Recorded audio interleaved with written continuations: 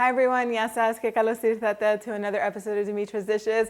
Everyone loves a great burger, but these chopped cheese sandwiches are a million times better. You're gonna have to make these and you will definitely believe me once you do.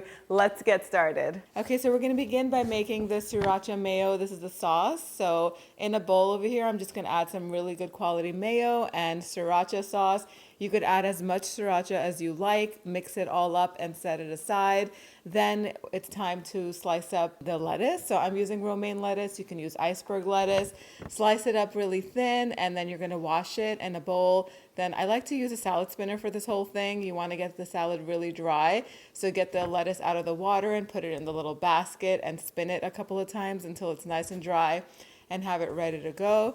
Now we're gonna prepare the onion and pepper mixture. I have an onion here. I'm just gonna slice it in half and then into not too thin, not too thick slices. I want them to have a little bit of texture. I'm gonna do the same thing with the pepper.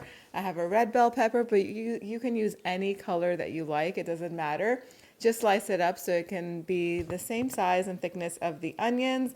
These are going to go into a cast iron skillet that's heating over medium heat with a little bit of olive oil and a pinch of salt. And they're gonna cook until they begin to soften. Once they're ready, transfer them to a bowl. Now it's time to get the meat cooking. So I have about 4 ounces of ground beef. I like to use beef that has a little bit of fat in it.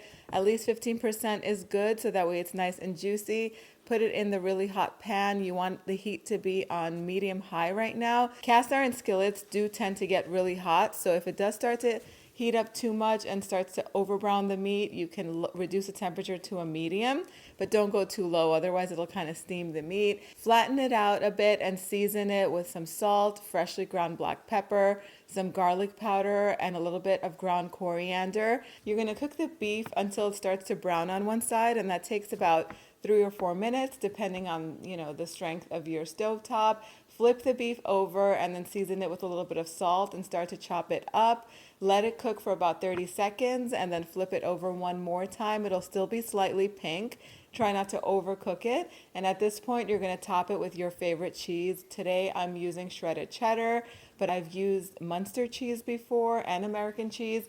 Use your favorite cheese on top that melts beautifully and chop the meat up and let the cheese melt. You can reduce the heat a little bit right now, and it's gonna take about 2 minutes for the cheese to melt. Once it's nice and melty, you can put your sandwich all together. So I'm using these longer buns today. I have made these sandwiches on hamburger buns, but they're easier to handle in the long buns, and I just toasted them. And now I'm gonna spread some sriracha mayo on both sides. You could hit it with a little bit of ketchup, top it with that shredded lettuce, those delicious sauteed onions and peppers. I also like to add some pickled jalapeno peppers on top. It adds some more flavor and a little kick of heat. And then the chopped beef and cheese goes on top. This sandwich is so delicious. Just take a look at it. It's so juicy and good. If you want to, of course, you can add your more toppings in this, like sliced tomatoes and avocados, but it is ready to serve. These smell amazing, and they became popular in New York. If you haven't already heard them, you can Google up the famous New York chopped cheese sandwich. It looks really good, but I think I made it even better, even though I've never tried it. My kids go to New York and they try all these fancy things. I eat my mom's cooking. So they tell me about it and I recreate it at home according to how they described it. In my opinion, this tastes better than anything you're gonna have outside. It's gonna cost you much less money, and it's gonna be cleaner and healthier too because you made it at home and with love. Look at how delicious these look. Of course, you can add your favorite toppings to these and substitute something that you don't like that I might have put in for something that you love. For example, your favorite cheeses.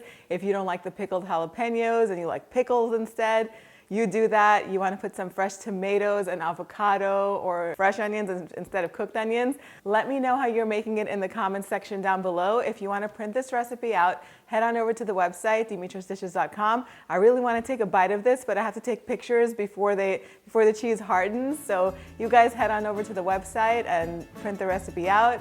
If you have any recipe requests, post them down below, and I will see you back here with another delicious recipe very soon. Yes, us.